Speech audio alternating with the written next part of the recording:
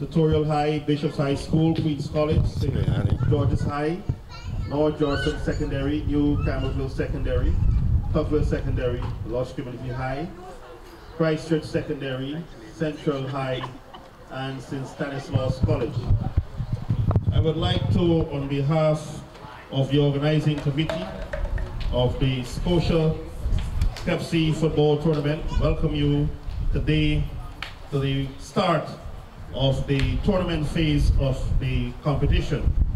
We would have had the referees program and the coaches program held earlier, and now we go into actual competition. I would also like to formally welcome the officials here today, and we have coming all the way from the United States of America, Mr. John Yates, Director of the Guyana Sports Development Foundation. We also have a very important person from ScotiaBank, Ms. Amanda St. Aubin, the country manager of ScotiaBank. I believe we should give these two officials a big round of applause. And as we go along, you will keep applauding the other officials we have here today. And I see giving me a warm smile is Ms. Sharda Virchand, the Marketing Director of Demerara Distillers Limited, representative of Pepsi. We also have representing the Ministry of Education, Ms. Alison Rollins.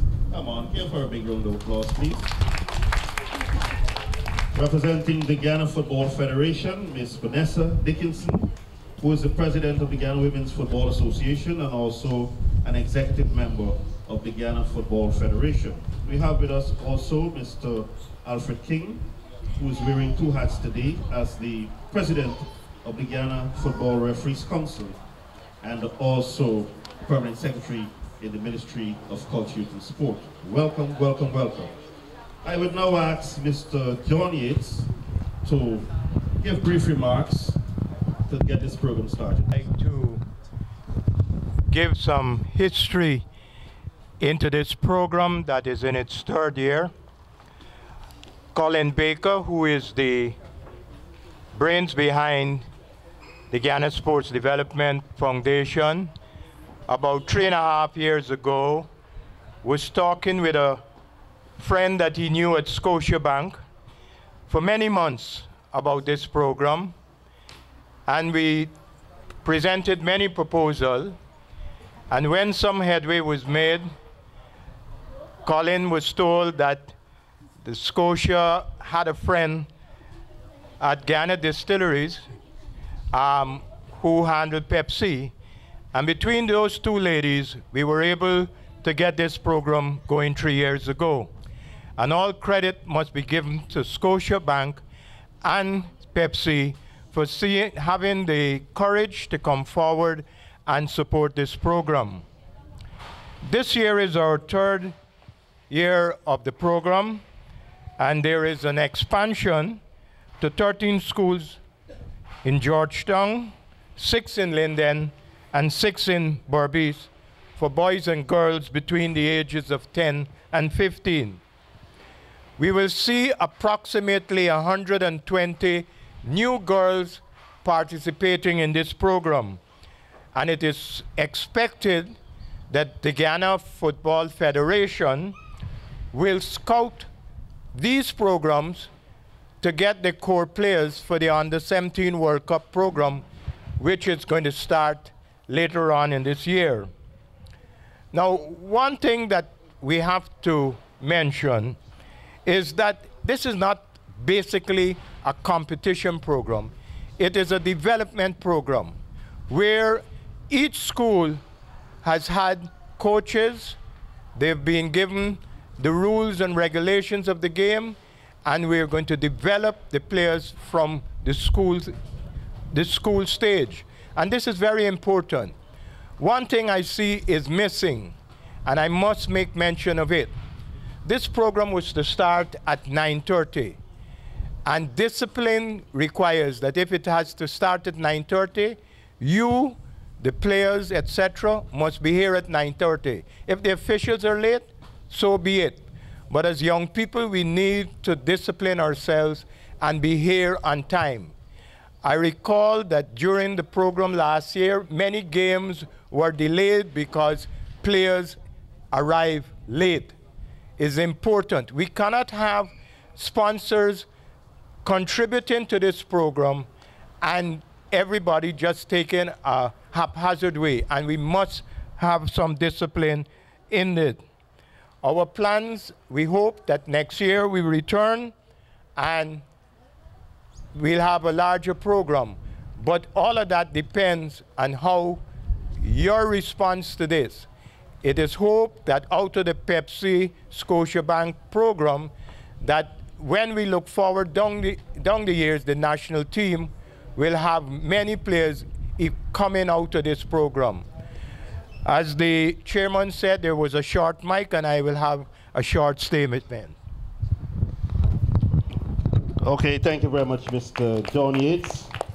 And just to tell you some of the stakeholders involved in this program: the Ministry of Education, the Ministry of Culture, Youth and Sport, the Guyana Football Federation, the Guyana Football Referees Council, the Guyana Teachers Union.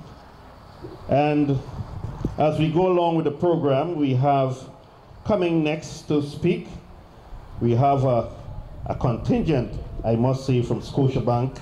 We have Jennifer Cipriani, who has been the driving force behind this program, and I think she deserves a big round of applause. Well, today we will have someone who will speak, and I believe that's the person who really signs the checks, and that's the country manager, Ms. Amanda St. Aubin, to give brief remarks on behalf of Scotiabank. Yeah, I'll just stand here. I got a little wetting. Early park. Thank you very much. And indeed, I think I contribute to signing the checks, right, Jenny? So good morning, everyone. It's really a pleasure to be here today to witness the launch of the Scotiabank. This is the third phase of the tournament of the Scotiabank Pepsi Schools Football Academy. As you know, the Academy is sponsored under our Bright Future program, which is our corporate giving initiative, and it channels funds and employee volunteer hours towards projects benefiting children in the area of education, sports, health, and social well-being. And I believe that this tournament, as Mr. Yates indicated, is a developmental one, and it certainly covers several of those areas that we target to benefit children.